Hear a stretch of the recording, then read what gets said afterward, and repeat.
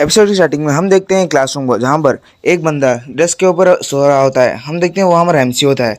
वो अचानक से उठता है और जूनियर सिस्टर कहकर चिल्लाने लगता है। उसे ऐसे चिल्लाते हुए देखकर बाकी के क्लासमेट भी हैरान होते हैं। हमारा एमसी सोचता है आखिर में यहाँ पर कैसे आ गया। मैं तो ग्राउंड ऑफ इमोर्टल्स में था ना, फॉरबिडन ग्राउंड ऑफ इमोर्टल्स। अचानक से मैं यहाँ पर कैसे आ गया। मैं और मेरी जूनियर सिस्टर वहाँ पर फाइट कर रहे थे और मेरी जूनियर सिस्टर ने अपने जान की कुर्बानी देकर मुझे बचाया। और एक सेकेंड, मैं मैं अपने क्लास थर्ड ईयर के कॉलेज में आ गया, जहाँ जब मैं एग्ज़ाम दे रहा था। तभी उसे पीछे से कोई पेन चुबाता है और कहता है कि क्या यार, तुम सोते सोते पागल हो चुके हो क्या? इतना भी मत सोया करो कि तुम्हारा दिमाग ही ख़राब हो जाए।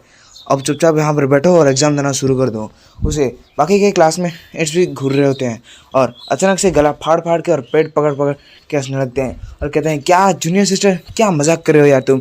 इतना भी मत सोया करो कि तुम अपने आप को किसी अलग दुनिया में ले जाओ। तभी ये वहाँ पर एक लड़की बैठी हुई थे और वो सोच रही होती कि यार, इस जैसे भोंदू से मेरे पेरेंट्स मुझे गेस करना चाहते हैं। मैं तो कभी नहीं चाहूँगी इससे ये शादी करने के लिए। मैं किसी और को प्यार करता हूँ। तभी हमें उसी बंदे को दिखाया था जिसे कि क्यों पसंद करती है और ये भी उसे पसंद करता है, जिसका नाम युआन युआन हुआ होता है। और ये सोचता है कि ये मेरा लव राइवल बनेगा, कभी नहीं। इस जैसा चोमू मेरे साथ कॉम्पीट करने के लायक ही नहीं। मेरे साथ कॉम्पीट करना तो छोड़ो, ये किए हुए के लायक ही नहीं है। तभी वहाँ पर टीचर कहते हैं कि सभी चुपचाप बैठ जाओ और अपना एग्ज़ाम देना कंटिन्यू करो। अगर किसी ने ऊपर से डिस्टर्ब किया तो वो अभी यहीं से निकल सकता है। इसे सुनकर हमारा एमसी एकदम हैरान होता है और वो सोचता है कि क्या ये तो मेरे इंग्लिश के टीचर है। मतलब मैं टाइम में वापस से रीबोर्न हो चुका हूँ और मैं तब के टाइम में आ चुका हूँ जब मैं अपने कॉलेज के थर्ड ईयर में था और इंग्लिश का टेस्ट दे रहा था। तभी वो कॉन्सेंट्रेट करने लगता है और वो महसूस करता है कि उसके अंदर जो वाइटल्स थे, जो से उसे इमॉर्टल की पावर मिलती थी, वो सभी ये चीज़ें अभी उसके पास नहीं है। मतलब उसकी कल्टीवेशन बेस पूरी ख़त्म हो चुकी है और उसे वापस से कल्टीवेशन शुरू करना पड़ेगा।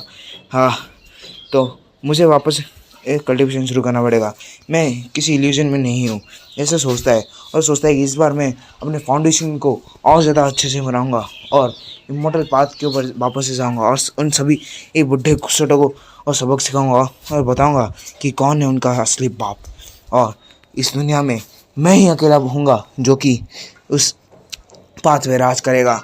हाँ भाई, और जैसे मैं रिबॉर्न हुआ हूँ वैसे ही मेरी जूनियर सिस्टर भी रिबॉर्न हुई होगी।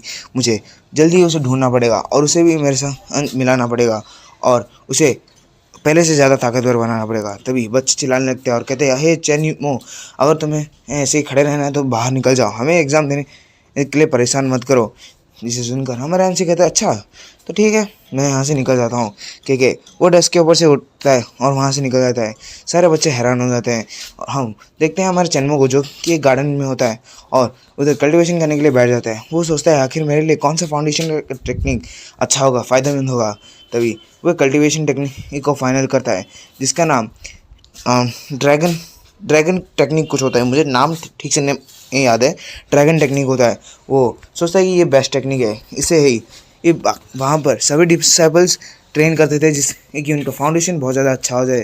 तभी वो कल्टीवेशन करने के लिए बैठ जाता है और वहाँ की सभी स्पिरिचुअल एनर्जीज को ऑब्जर्व करने लगता है। वो कहता है कि हाँ, 15 मिनट में ही मैं सक्सेसफुल हो गया।